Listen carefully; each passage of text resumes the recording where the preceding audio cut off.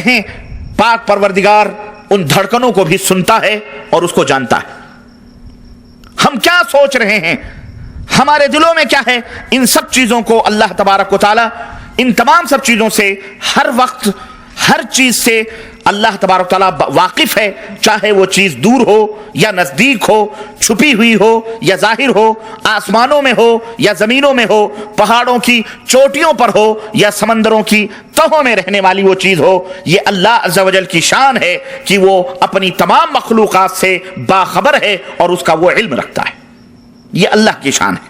اب اگر کوئی بندہ, اب اگر کوئی انسان, اب اگر کوئی شخص اٹھتے بیٹھتے اللہ کے سوا کسی غیر کا نام لے یا دور و نزدیک سے اسے پکارے تاکہ وہ اس کی مصیبت کو دور کرے, یا دشمن پر اس کا نام لے کر حملہ کرے, جیسے یا علی مشکل کشا, یا غوث, یا خواجہ غریب نواز, یا اس کے نام کا ختم پڑھے, یا اس کا تصور ذہن میں جمائے, اپنے ذہن میں اپنے پیر کا تصور جمائے, اور یہ عقیدہ رکھے کہ جس وقت میں زبان سے اپنے اس بڑے آدمی کا نام لیتا ہوں, اس شخص کو دل میں سوچتا اور تصور کرتا ہوں, یا اس کی قبر کا دھیان کرتا ہوں, تو اس بڑے پیر کو یا ہمارے بزرگ کو یا ہمارے ولی کو یا ہمارے نبی کو یا ہمارے غوث کو یا ہمارے قطب کو اس کو خبر ہو جاتی ہے. میرے دل کی بات چاہے وہ دور ہو یا نزدیک ہو, وہ جان لیتا ہے.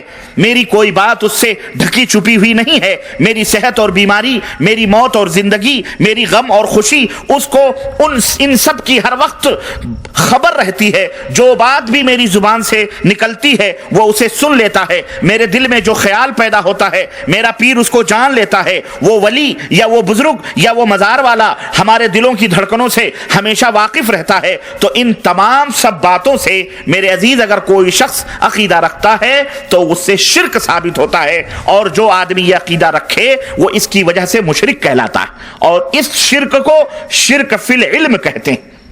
اس شرک کو کیا کہتے ہیں؟ شرک فی العلم کہتے ہیں. یعنی اللہ تبارک و تعالی جیسا علم اللہ کے کسی مخلوق کے لیے ثابت کرنا, یہ شرک فی العلم کہلاتا ہے. اور یقینی طور پر اس عقیدے سے انسان مشرک ہو جاتا ہے.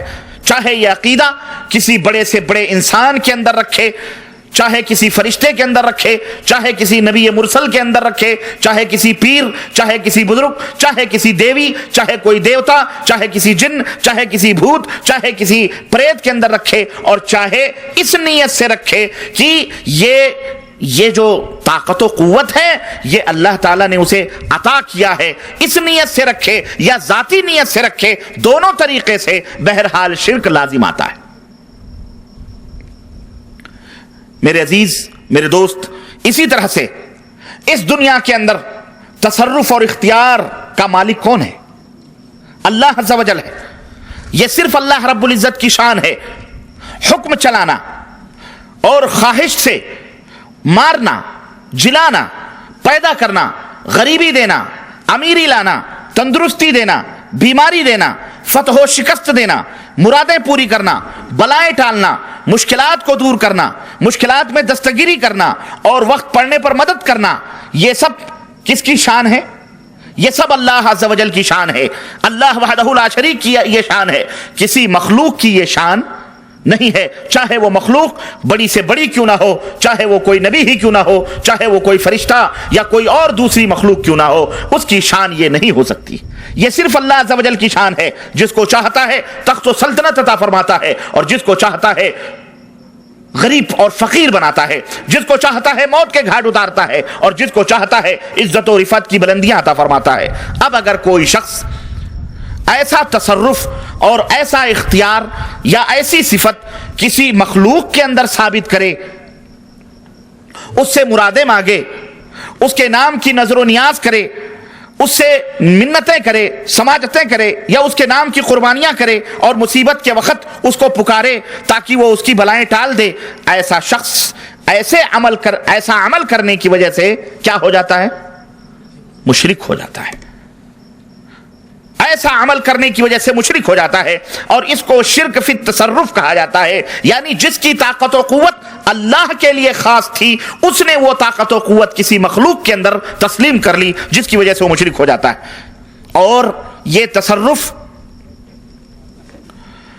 چاہے وہ یہ عقیدہ رکھے کہ ذاتی ہے یا اللہ تعالیٰ نے اسے عطا کیا ہے، دونوں طرح سے یہ عقیدہ شرکیہ ہے، اور ایسا عقیدہ رکھنے سے آدمی شرک کے دائرے میں داخل ہو جاتا ہے۔ نمبر 3، اسی طرح سے اللہ رب العزت نے بعض کام اپنی عبادات کے لیے مخصوص کر لیے ہیں، بعض اعمال ایسے ہیں، بعض کارکرم، بعض کام ایسے ہیں، بعض ورکس ایسے ہیں جسے اللہ عز و جل نے اپنی عبادت قرار دیا ہے، جن کو ہم عبادات کہتے ہیں۔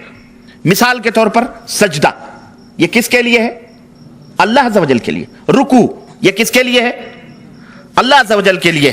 اللہ کے نام پر صدقہ و خیرات کرنا، یہ کس کے لیے؟ یہ صرف اللہ کے لیے۔ اس کے نام کا روزہ رکھنا، نماز پڑھنا، اس کے گھر کعبے کی زیارت کے لیے سفر کرنا، دور دور سے سواری اور جیسے بھی میسر ہو خانہ کعبہ کی زیارت کے لیے جانا، اللہ عز و جل سے دعا کرنا، اللہ کو پکارنا، اللہ کے گھر کا طواف کرنا، اللہ کی طرف اور اس کی طرف قربانی کے جانور لے جانا، اپنے گھر سے خانہ کعبہ کی طرف قربانی کے۔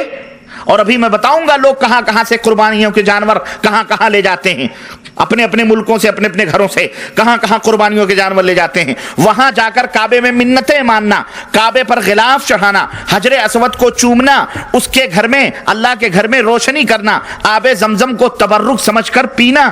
آج لوگ مزاروں کو دھل دھل کر کے تبرک سمجھ کر کے پیتے ہیں۔ یہ شان صرف خانہ کعبہ کی ہے کہ آب زمزم کو تبرک سمجھ کر کے پینا، بدن پر ڈالنا، جسموں کے اوپر ملنا، وہاں کا خادم بننا، یہ سب کام اللہ عز و جل نے اپنی عبادت اور بندگی کے لیے خاص کر لیے ہیں، اور مسلمانوں کو بتلائے ہیں اللہ تعالیٰ نے کہ تم یہ سب اعمال کرو گے، ہم خوش اور راضی اور خوش ہوں گے۔ اور حج میں یہی سب کیا جاتا ہے۔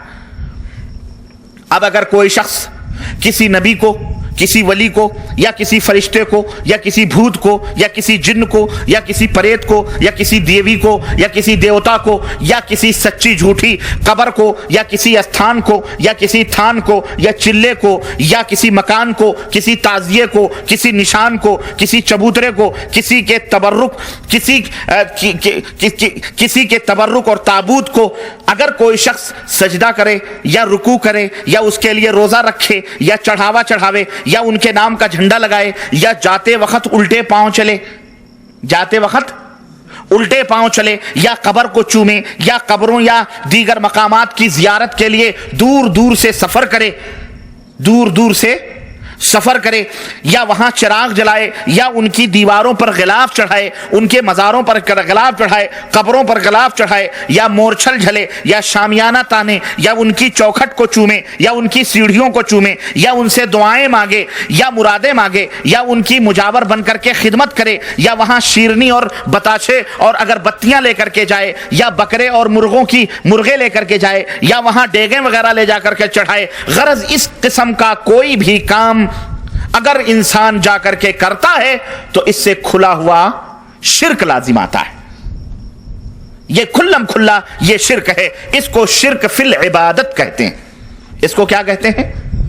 شرک فی العبادت، یعنی عبادت و بندگی میں کسی مخلوق کو شریک کرنا۔ یہ صرف اللہ عز و جل کا خاصہ ہے کہ اس کے لیے رکوع کیے جائیں، سجدے کیے جائیں، نظر و نیاز کیے جائیں، اس کے گھر کی زیارت کے لیے دور دور سے سفر کیا جائے، قربانی کے بکرے لیے جائیں، وہاں چراغاں کیا جائے، خانہ کعبہ کا غلاف چڑھایا جائے، وہاں کے پانی کو، آب زمزم کو تبرک سمجھ، یہ تمام سب خاص ہیں اللہ عز و جل کے گھر کے لیے، اس کی شان کے لیے، اس کی عبادت ہے یہ۔ اور اس عبادت میں کسی مخلوق کو، کسی پیر کو، کسی ولی کو، کسی درگاہ کو، کسی استھان کو، کسی دیوی کو سمجھنا، یہ میرے عزیز یہ شرک کہلاتا ہے۔ اب یہ عقیدہ جو ہے، یہ اس کو شرک فی العبادت کہتے ہیں، یعنی اللہ کے کسی مخلوق کی تعظیم اللہ جیسی کرنا، اللہ کے کسی مخلوق کی تعظیم اللہ جیسی کرنا، خواہ یہ عقیدہ ہو کہ وہ ذاتی اعتبار سے ان تعظیموں کے لائق ہے، یا یہ عقیدہ ہو کہ اللہ ان کی اس طرح تعظیم کرنے سے راضی اور خوش ہوتا ہے اور اس کی تعظیم کی برکت سے ہماری بلائیں ٹل جاتی ہیں۔ ہر صورت میں یہ عقیدہ کیا ہے؟ شرکی عقیدہ ہے۔ یہ جائز ہرگز ہرگز مسلمان کے لیے نہیں ہے. اور میرے عزیز، یہ شرک وہ شرک ہے جو